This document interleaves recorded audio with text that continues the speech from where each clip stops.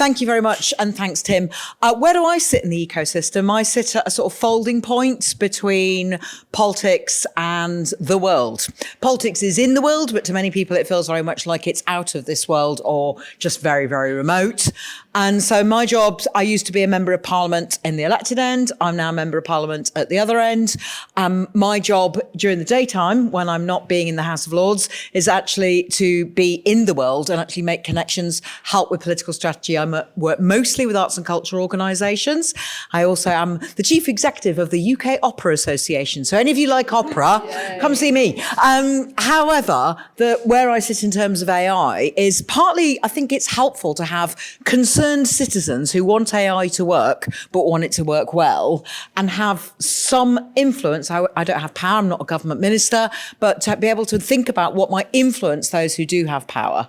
And that's where I've been brought in, I think, to UKAI as an advisor to give some sort of translation of what politics may or may not be able to do, but also to take back to the world of politics. How does the world of AI need us to get out of the way, to get politics to do something different, and what's needed? That's where I stand. Shall I hand over to Sheridan, who actually does know about this stuff?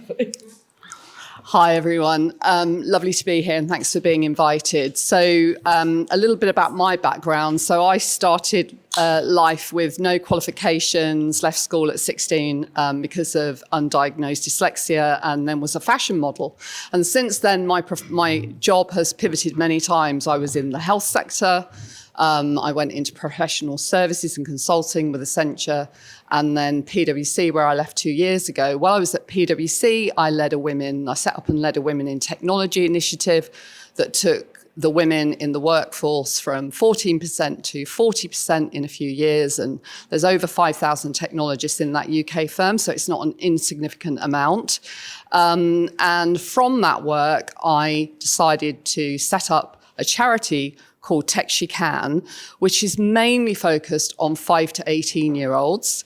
And so that is my job at the moment, sort of running the charity. And we work with boys and girls because we want the boys to be our allies of the future. We want to get rid of all those stereotypes early on. So, you need to work with both. So that's me. So let's start off with a question about Tech She Can. In the time you've been doing it, how have you seen things change? Or have you not seen them change? Well, Tech She Can was launched in 2021. And it was during the pandemic that I sort of started to come up with the idea of it. And we started giving live lessons with my team. Sorry, can I just turn the microphone on? Apparently it's not on. Oh dear, I couldn't hear from here, it wasn't on. I knew there was some drilling happening. Well, it was very loud. I was pretending it wasn't happening. If you don't mention it, no one hears it. That is even louder now.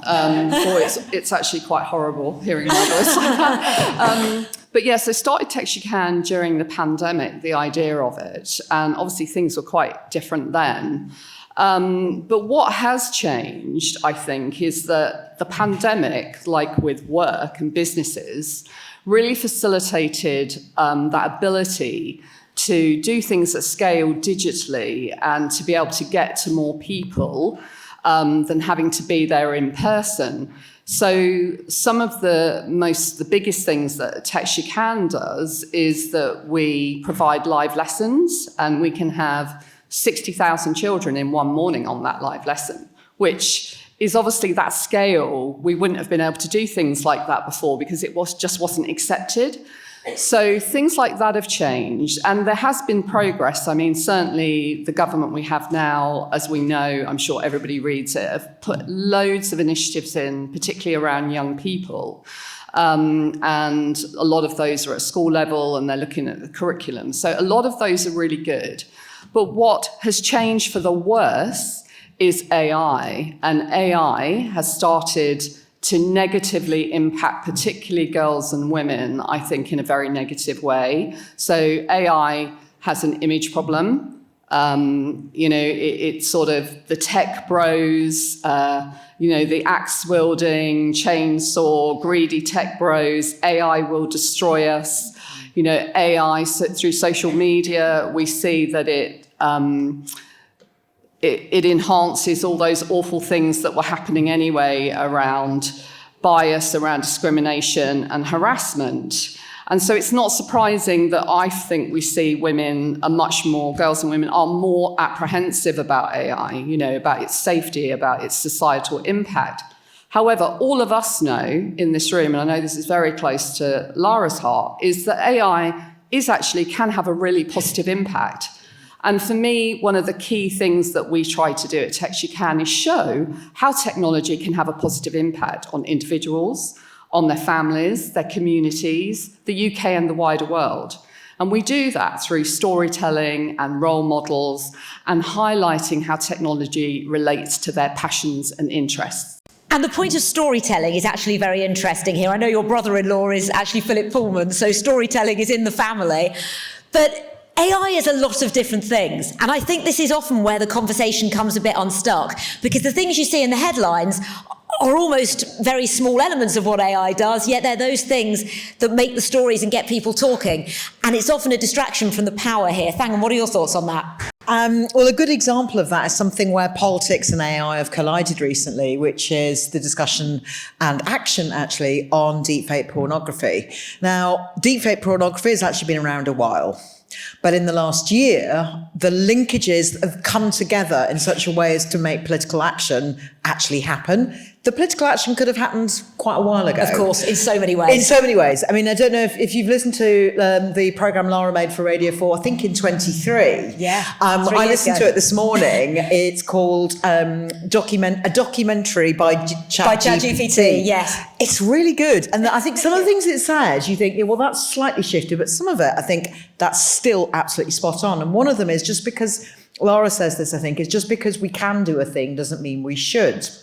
So we could have, as Laura Bates actually says in her book and in the round table that we held last year, we could have decided that on building virtual worlds, which is one of the things that Laura's looking at, or inventing technology that can make images move and do things, we could have decided up front, we could make pornography without women's consent, but hey, let's not do that. We could have decided that. Now, I wonder who was in the room when somebody said, hey guys, this is a really great idea, we can monetize it. And I also wonder, because I've been excluded from or ignored in rooms in political and other circles. There's, sexism and misogyny isn't just in one world, it's in a lot of worlds. And lots of things have got better. I've still been in rooms where I think, did anybody hear what I just said? Or you think you've made your decision and then you leave the room and another decision gets made. So I'll never know. Maybe some of you do know the answer to it. Was there really a room in which someone said, hey guys, I've just got this great idea, we could monetize this and boys could take images of girls and make pornography about them without their consent, let's do that. And no one enforced the power to actually stop it. Exactly. Even if it wasn't done in the, let's do this, it's fine. The prevention wasn't there. And I think there's two things there for me as a politician, but also us as people concerned with women and AI, and also us as entrepreneurial women who want our entrepreneurial spirit to be unleashed, not held back, who know that we don't need a leg up, we just need people to get out of the way sometimes. So I think the two things that emerge for me is, one, 'twas ever thus, new forms of technology aid people who want to do horrible things to women, right? That's still happening.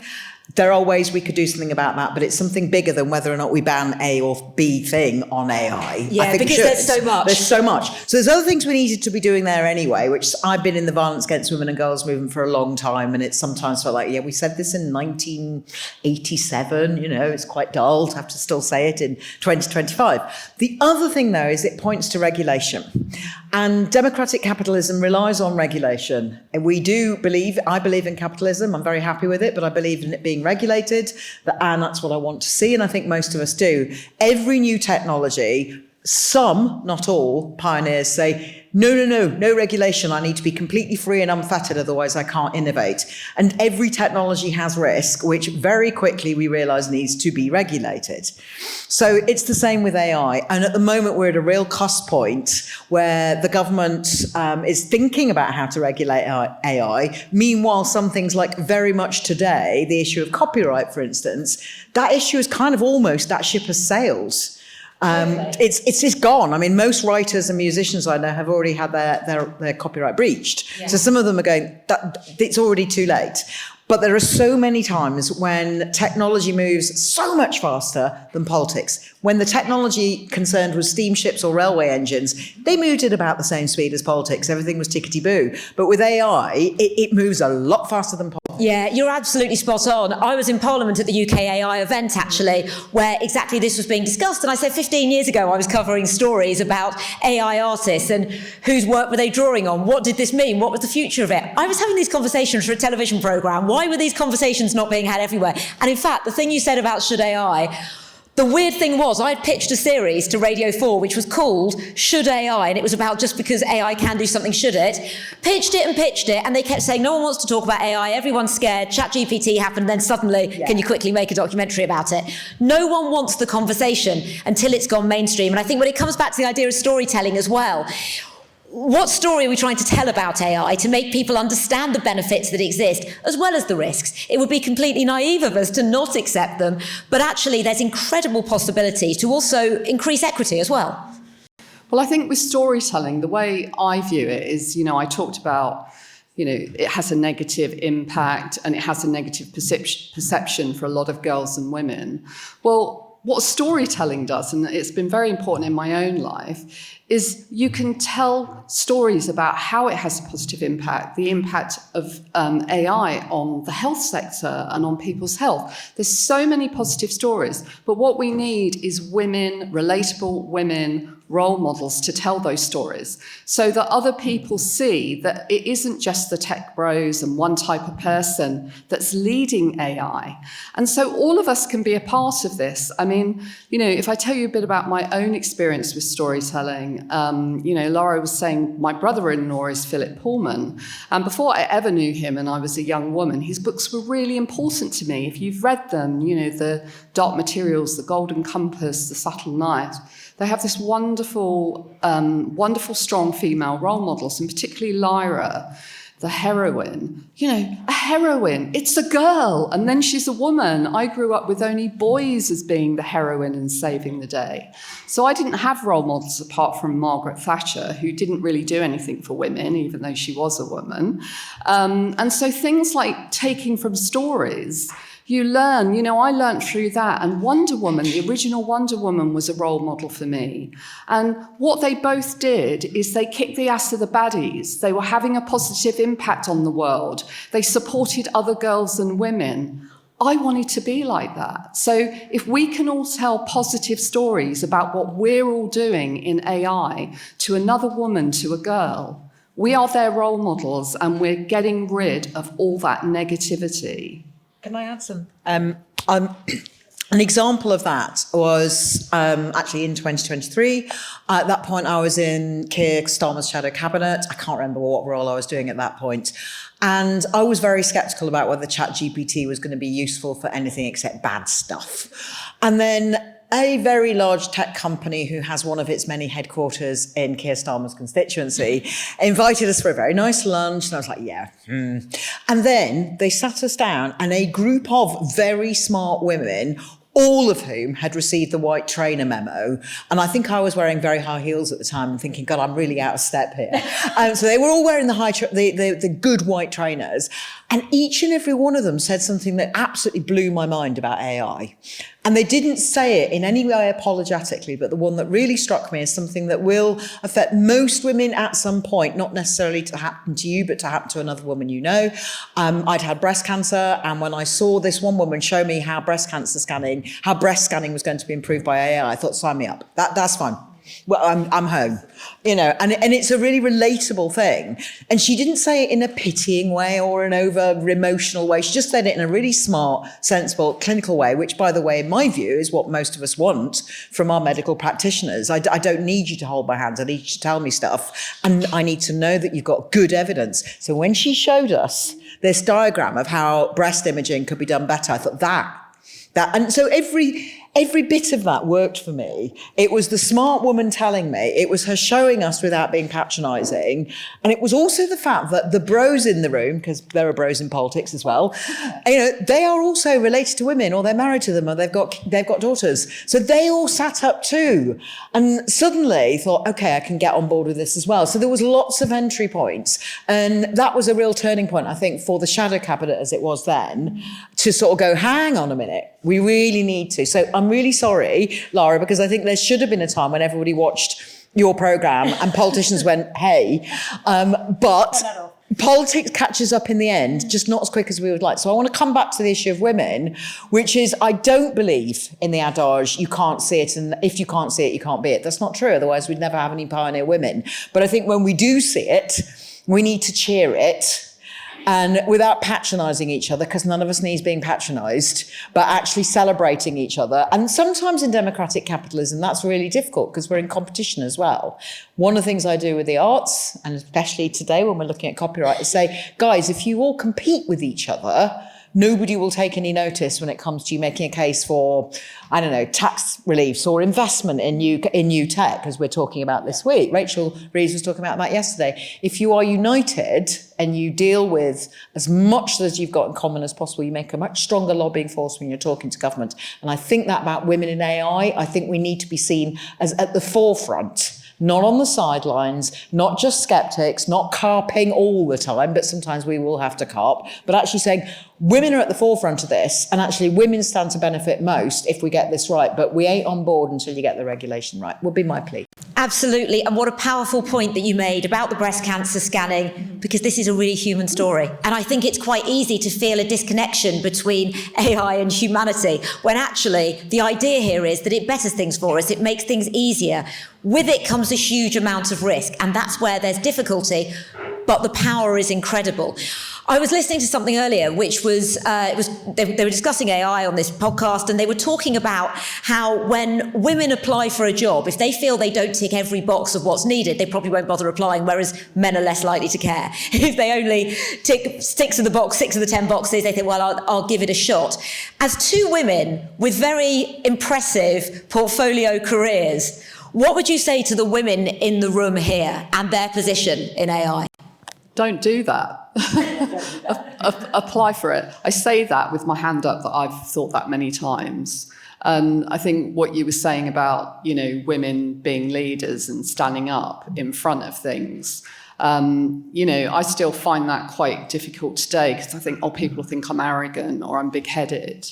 So I think women do suffer from these things, and I'm an older, much experienced, not easily intimidated woman these days, but I still feel those things at times. But we do need to resist that with your heart and soul, because in any room that you're in any opportunity that there is, your talent deserves it, and you should sing your own talent and believe in your own talent, because let me tell you, the only person that will ever really back you, well, there's probably two people, it's your mother and yourself. So don't ever not back yourself. I'm going to slightly disagree with Sheridan because I think, when the worst comes to the worst, yes, your mum and you. Not always either. But I think you can create other teams to cheerlead for you and back you. And I think that's what I would say to women. But I'd also particularly say it to the men in the room, because I think one of the things that's really necessary is not to leave it to women to fix. Very, very often, we're just a bit tired. We'd quite like to get on with just being good entrepreneurs or in my case, good leaders of opera or whatever it is. I just quite like to know, and many men do this, and I'm guessing that the guys in the room here, because you're already here, you're probably already allies in this, but if you could go out and, preach, brother, that would be excellent, which is, you can lead by example. If you see a woman in a meeting being interrupted repeatedly or not listened or never brought in, you can take responsibility saying, actually, I'd really like to hear what Sheridan's got to say or what Thangam's got to say. And also, if you see, when that happens, if she's come up with something absolutely brilliant and then some other dude wants to go off and take credit for it, you can be the dude that says, hang on a minute, I think that was Sheridan's idea. And I think that really matters. It's small, but it's not like saying, you sexist pig, I'm going to destroy you and bring you down in your career, right? Not asking you to do that, just asking you to model good, equal behaviour. And why? Not just because you're nice dudes, but also because it's just smart capitalism. Products are better when smart brains are brought in. Products are better, things are better, services are better, politics is better when somebody's there to just bring a different viewpoint. And I can remember the first company I ever walked into where the guy that had set it up had just said, oh, we've got a different recruitment policy. We never do interviews. We just basically employ people we know. And I looked at him and said, that is the oldest recruitment policy in the world ever. And looking around the room, I can see, because I didn't need you to tell me, because I can see you've just employed carbon copies of yourself. Dude. So it wasn't even diverse on any dimension whatsoever. His business did not last.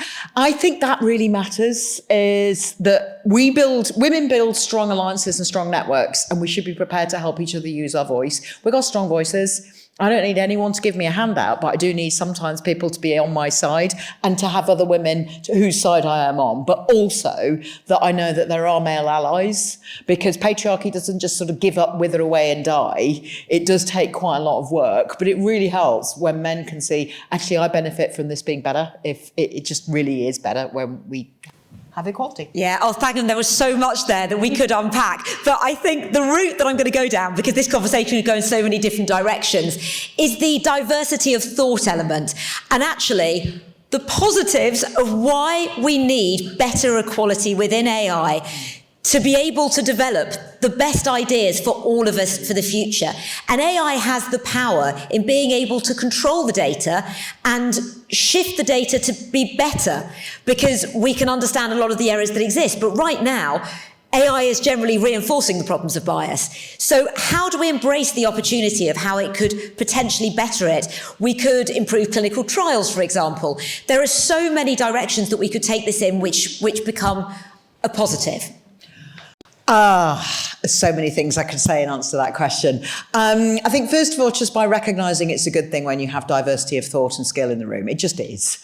But also experience, to be honest, because to come back to my original thing about, was there just a group of dudes one day who said, should we just make some porn and make it really easy for people to do that without women's consent? Pretty sure that wouldn't have happened if there'd been a couple of us there and had gone, hang on a minute, that is not okay. And if that's how we're going to make our money, we really think that's a bad idea. But equally, on the really sound, worthy projects, sometimes you just need that diversity of voice to, even if it's just to red team the decision and say, I'm just going to take the opposing view for a few minutes and you just make sure you're absolutely certain this is the right big decision. Instinct is really good, but sometimes instinct can just reinforce an existing bias. And I think just being aware of the fact that that might be happening, and whether it goes for what's going on in education, I think what the BBC and others, many of you in this room, are doing about using AI in education in a really productive, imaginative, thoughtful, tailored way. I think there's such exciting stuff that's going on there, and also the stuff that I think a lot of women will be thinking about. But again, I'd just like to make sure that if any AI companies are looking around the room, like the brewery I visited with the really original recruitment policy, and says, you know, is maybe ask yourselves, if we haven't got diversity, we're going to miss stuff. And it's always more cost effective to red team something up front than to have to deal with a crisis at the back end. As a strategic advisor, I have to deal with a lot of businesses that are going through difficult things that could have been prevented. Works for me. I get paid to tell them what they should have done in the first place. But honestly, sometimes I think with AI, we're in a really good position because the clue's in the name. It's got intelligence in there. So let's be intelligent up front and actually prevent things happening where they could go wrong. Because, as you said, just because we can doesn't mean we should. But there's a load of other shoulds we could be doing instead. Yeah, and we don't want to remake the mistakes of the past. Sheridan, what are your thoughts? Well, I think this is actually where we can do something at an organisational level. So, you know, you can implement processes and performance metrics around making sure that you have diverse teams, making sure that data has been checked, making sure that, you know, it's been checked for bias. This is something that can be built into processes and practices in an organisation at a team level.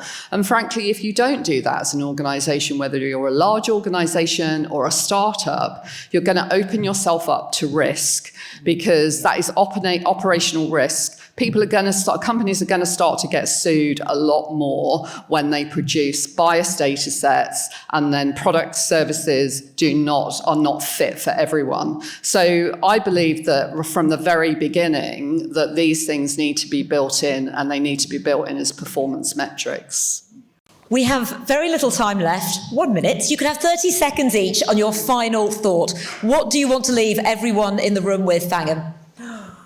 No pressure. Okay. Just your most important thought of the day. You're probably, all of you are in this room because you are interested in AI, and probably because you're all interested in women's role in AI. I'd like you to take away your equivalent of my breast cancer diagnosis story, because it's a human way of getting other people to recognise what's in it for them, as well as perhaps there might be some risks here, but let's try and work them out together.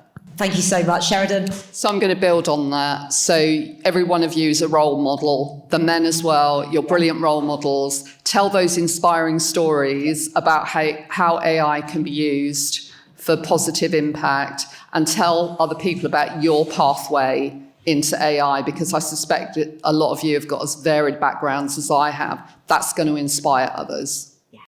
Sheridan and Thangam, thank you so much.